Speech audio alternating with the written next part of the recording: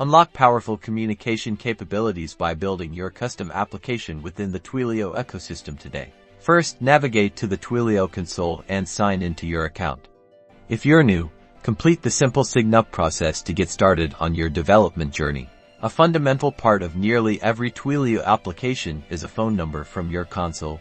Locate phone numbers on the left navigation bar, then select Manage and click on Buy a Number to acquire one. Here, you can search for a number that fits your needs. Use the filters to specify country, region, and crucial capabilities like SMS, voice, or MMS, ensuring it supports your app's core functions. Once you've purchased your number, click on it to access its configuration settings. This is where you'll tell Twilio how to handle incoming messages or calls directed to your new number. To connect your Twilio number to your application logic, you'll set up a webhook for incoming messages or calls. Input the URL of your hosted application endpoint where Twilio will send the event data. This webhook acts as the bridge between Twilio and your custom backend. Your application will receive the incoming communication, process it, and then use Twilio's APIs to send a response back, completing the flow.